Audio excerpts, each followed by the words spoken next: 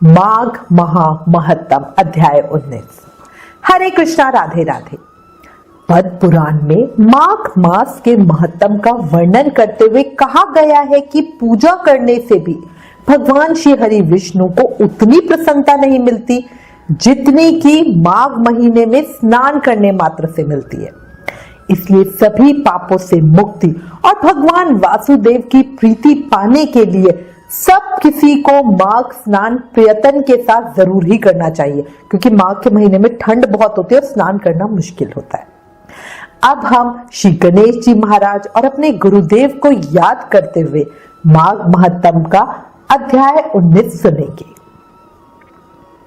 शिव नंदन गौरी तनय प्रथम पूज्य गणराज, सकल अमंगल को हरो पूरन हो हर काज।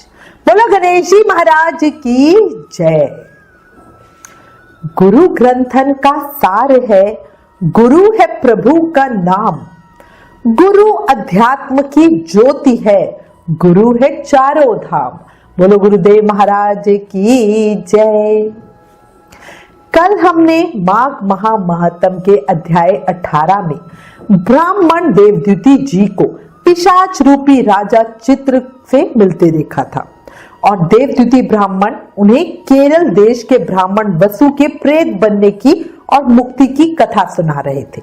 अब आगे ब्राह्मण देवद्युति कहने लगे कि इस प्रकार उस प्रेत रूपी वासु ब्राह्मण ने एक समय मार्ग में एक पथिक को देखा जो 2 गगरियों में त्रिवेणी का जल लिए हुए था और आनंद पूर्वक भगवान के चरित्र को गाता हुआ जा रहा था।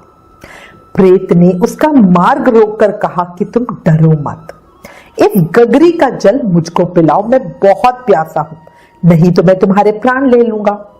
उस पथिक ने प्रेत से पूछा कि तुम दुखी, निर्बल, नंगे, मुरझाए हुए कौन हो? तुम पैरों से पृथ्वी को स्पर्श ना करके चलते हो। मैं जानना चाहता हूं कि तुम कौन हो और कैसे ये तुम्हारी दशा हुई। इसके बाद लुमेश ऋषि बोले कि वो प्रेत रूपी ब्राह्मण पथिक के ये वचन सुनकर कहने लगा, हे पथिक, मेरा ऐसा होने का कारण सुनो। मैंने कभी किसी ब्राह्मण को दान नहीं दिया। मैं अत्यंत लोभी, क्रियाहीन, दूसरे के अन्न पर चलने वाला था। मैंने कभी किसी को भिक्षा नहीं दी, ना ही मैं कभी दूसरों के दुख से दुखी हुआ। मैंने कभी प्यासे प्राणियों को जल भी नहीं पिलाया, ना ही कभी छाता, जूता आदि कुछ दान किया। कभी किसी को जल का पात्र, पान या औषधि भी नहीं दी। ना ही मैंने अपने घर में कभी किसी अतिथि को ठहरा कर उसका सत्कार किया। अंधे, वृद्ध, अनाथ और दीनों को मैंने कभी अन्न से संतुष्ट नहीं किया और ना ही किसी रोगी को रोग मुक्त किया। ना कभी ब्राह्मणों को दान दिया, ना कभी अग्नि में हवन किया। वैशाख आदि मास में किसी को ठंडा जल भी नहीं पिलाया। ना ही मैंने बड़ या पीपल का कोई वृक्ष लगाया, ना किसी प्राणी को बंधन से छुड़ाया। कभी कोई व्रत करके अपने शरीर को भी नहीं सुखाया। इस कारण मेरा पूर्व जन्म सब बुरे कार्यों में ही व्यतीत हुआ।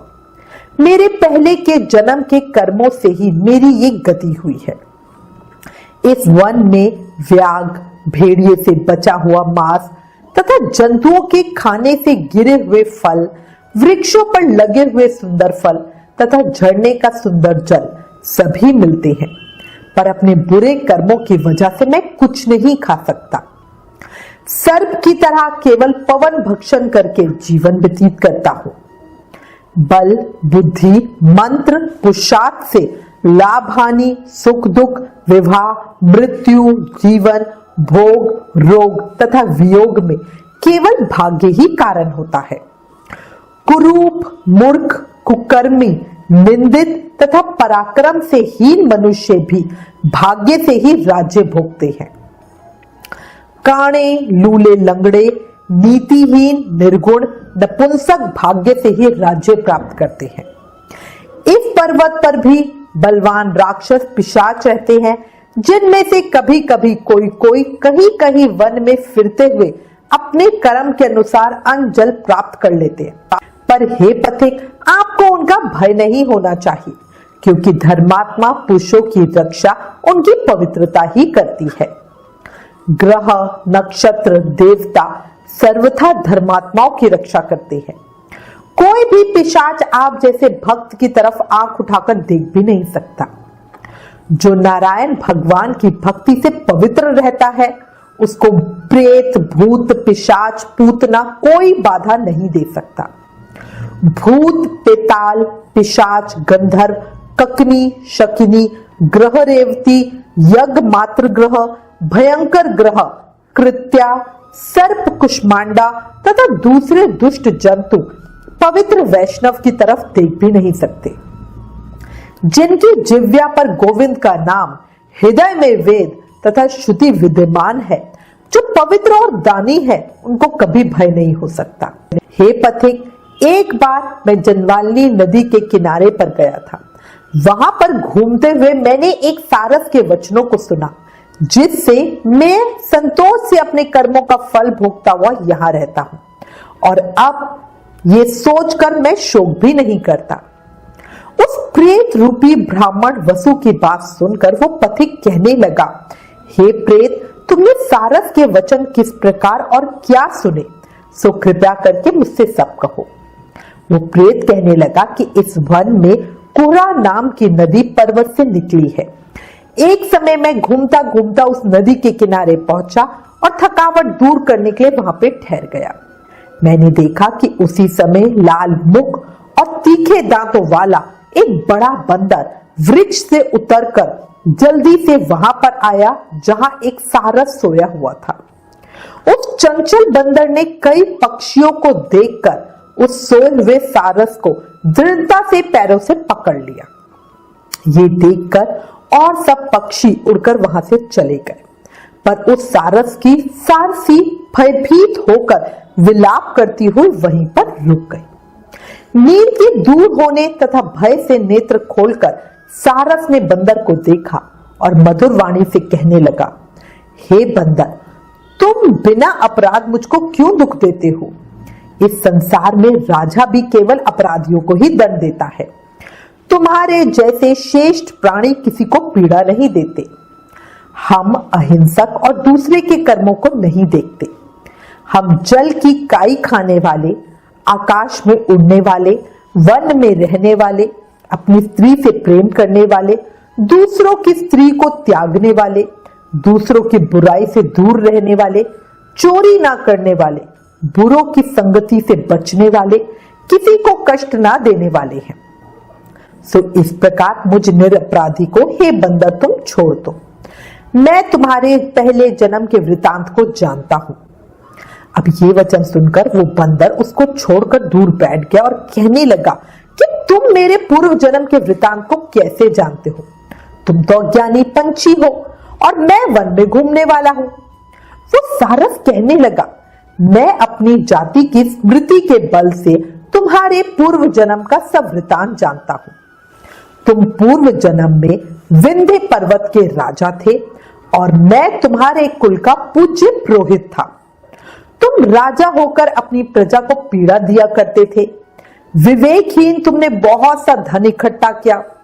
सो हे वानर, प्रजा की पीड़ा रूपी अग्नि की ज्वाला से तुम पहले ही तप चुके हो। पहले तुम कुंभीपाक नरक में गिराए गए। तुम्हारे शरीर को नरक में 3000 वर्ष बीत गए। फिर नरक से निकलकर बचे हुए पापों के कारण इस बंदर योनि में आए हो और मुझको मारना चाहते हो। पूर्व जन्म में तुमने ब्राह्मण के बाग से लूटकर बलपूर्वक फल खाए थे। उसका ये भयंकर फल हुआ कि तुम वानर और वनवासी हुए। प्राणी अवश्य अपने किए हुए कर्मों को भोगता है, इसको देवता भी नहीं हटा सकते। इस प्रकार मैं सारस का जन्म लेकर भी अज्ञान से मोहित नहीं हुआ। इतनी कथा कहकर वानर कहने लगा कि यदि ठीक ही जानते हो तो बताओ तुम सारस पक्षी कैसे हुए? तुम तो मेरे राजपुरोहित थे। यहीं पर हम इस अध्याय का विराम करेंगे। माघ महा महत्तम अध्याय 19 समाप्त। कल माघ महामहत्म के अध्याय 20 में आगे की कथा सुनेंगे और जानेंगे कि राजपुरोहित सारस पक्षी क्यों बने। अब एक अंतिम बात, जब पता है जीवन क्षणभंगुर है, अभी है और अभी नहीं, और जब हमें अगली घड़ी का कुछ नहीं पता क्या हो जाए क्या नहीं, तो क्यों ना इस शरीर का उपयोग करके अभी कर्मों के बंधन से मुक्ति पा ली जाए। और इसका सबसे सरल आसान रास्ता है नाम जाप करना। याद रखो, कलयुग केवल नाम आधारा, सिर्फ नाम जाप करके भक्ति, प्रेम, मुक्ति, शक्ति सब पाया जा सकता है। इसलिए प्रेम से, मन से, भाव से हर सांस के साथ जाप करते रहो। हरे कृष्ण कृष्ण कृष्ण हरे हरे, हरे Ram Ram Ram Hare Hare. Please in videos को अधिक से अधिक शेयर करके शास्त्रों का ज्यादा से ज्यादा प्रचार करें, ये भी एक सेवा है। राधे राधे।